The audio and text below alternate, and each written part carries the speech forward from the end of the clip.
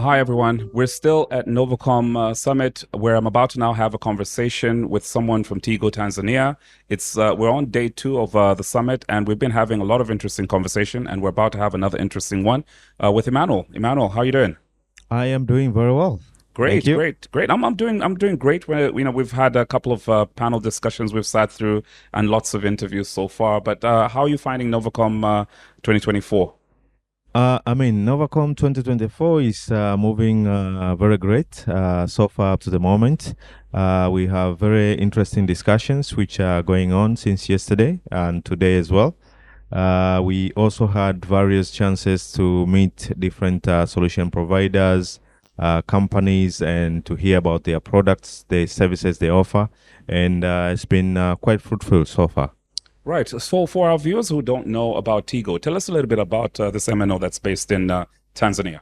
So, Tigo is part of Axian Group and is on the telecom side of things. And in Tanzania, we are a mobile network operator.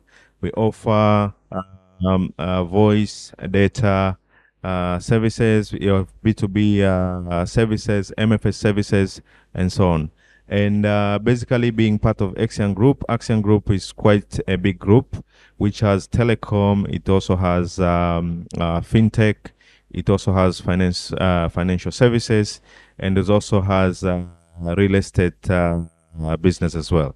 So, being on the telecom side in Tanzania, basically we have three big operators. We are total five operators, but we are part of the three big The big operators, three. and we are currently number two in This is in, Tanzania. in coverage, or is it in subscriber base? In subscriber market share, mainly they're measured in subscribers. So we are solid number two. We are very close to each other, 30.5% market share for the first one. It's quite We are close. currently sitting at 28, and the third one is actually at 26. So we are very close to each other, and we are solid number two position in Tanzania. Right. Oh, so obviously Novacom provides a premium sort of networking experience. How's been your experience at this first edition that you've actually attended? So with Novacom, basically, for example, the keynote speech that we've come out, we discussed quite some interesting things about how we can continue to connect Africa with digitally, so to speak. So basically, we looked at the challenges that are currently facing Africa, on what are the different ways and experiences which each of the MNOs, in terms of MNOs connectivity, and also how basically the likes of companies that are running data center, and then others who are actually having cables connecting all around Africa, are helping to open up the digital highways to enable people within Africa to have connectivity.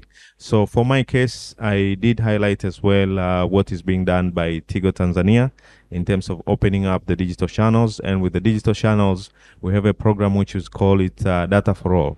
So Data for All, for every of our sites that we have in Tanzania, it has a 4G capability.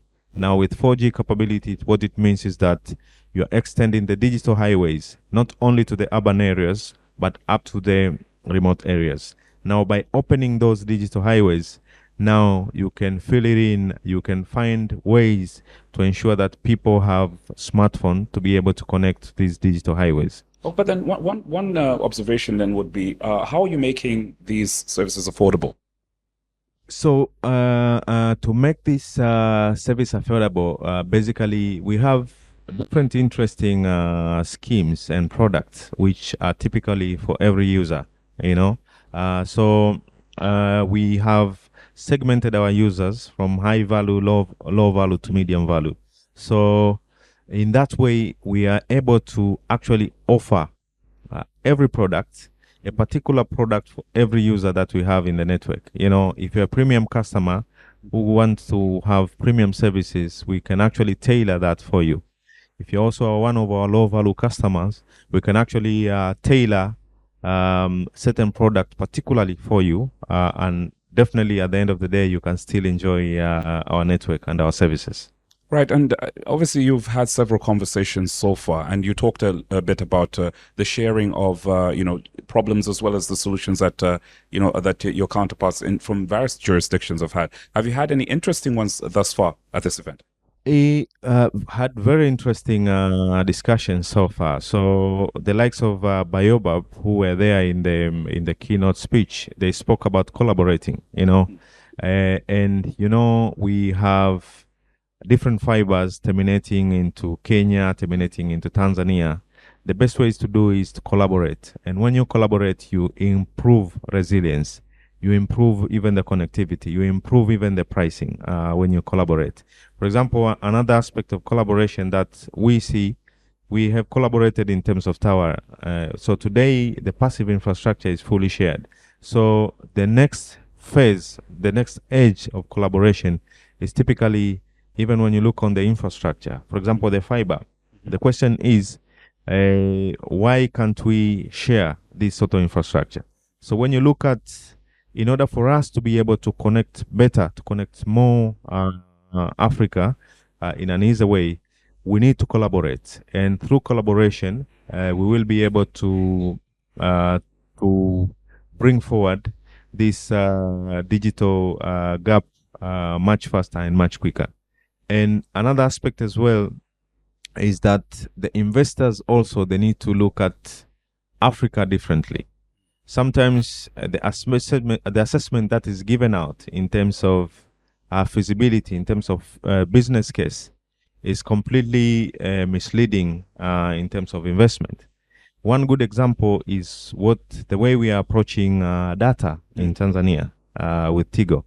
The way we are approaching data is put the infrastructure out there and then find ways to ensure that we have enough smartphones for people to be able to use.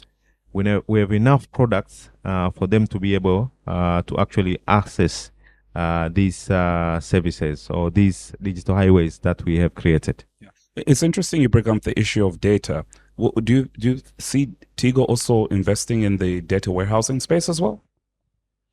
So I'm bringing data in the sense that we have enabled all our towers, all our masts with 4G. So in that way, I've opened up the digital highways. Now, we have also invested on data centers. And by investing on data centers, I have put cache in all my primary and secondary data centers. Today, I have it on all my primary data centers. So what it means by putting caches, what it means is that my customers will access this data much more quicker and much more easily. Now, this year, the aim is actually to bring this cache much, much closer to the community, to the customer. So I'm putting regional cache. So I'm putting in for popular services, for all my meta services, all the Google. I have cache already right there in Tanzania. No? So a person, instead of picking the content in London, instead of picking it in South Africa, right, instead of coming into Mombasa to pick it up from there, you're actually giving him the content right in Dar es Salaam. So by the end of the year, I'll also take it to Arusha, for example. I'll also take it to Mbeya. I'll also take it to Mwanza. So by doing that, so we will bring content much closer to the user as well. In that way, we will improve also the experience, and will also improve the overall quality of service of the consumer and the subscribers that we have in our network. There's a growing trend now of incubation, of innovative, ideas. You've got entrepreneurs, small entrepreneurs who are coming up, who are innovating, that will be at the service level. Is Tigo also looking to invest in some of those through incubation? We are. So part of the business that we do is also from the fintech perspective. So we have our product from the fintech, which is Tigo Pesa. So for us as well, it's part of our support to the community. We have some innovative challenges that we have given out there to the community, and people actually, they've come up with very innovative ideas, and some of these will actually be sponsoring to ensure that the innovative ideas that are coming out of it, basically we can in turn bring them back as a proper solution to the business for it to come out as a product. So this is a space that we are also pretty much interested on, and we're also quite involved on it. Just on a final note, Emmanuel, what would you say are some of your key takeaways so far at this NOVACOM event that you'll be taking back with you to HQ? So for me, a very key one, collaboration. Collaboration is key. Investors, they need to look differently when they want to invest in Africa. And also, part of what we discussed as well is on the regulators and policymakers. They have a part to play in all this. Principally, we cannot do this ourselves. As a private sector, we need to collaborate very closely with the policymakers, with the regulators. They have a part to play. Just as an example, we spoke of the marginalized community, and we spoke of how, for example, Tigo is partnering with the government through Universal Communication Access Fund to be able to take communication to the marginalized community places where we do not have a good business case to send communication to these areas. So with that partnership, we've been able to actually send communication to quite a lot of areas. So when we have policymakers, regulators in these sort of meetings, for me, it also adds up to the takeaway of what they need to take away as part of this. So they have also a part to play in this. And for me, the big key one is the investors. When they come to Africa, they need to approach Africa in completely a different perspective. There's quite a lot of potential in Tanzania, in Africa in general. And with the right approach, they will be able to reap the benefits. There's a lot of potential.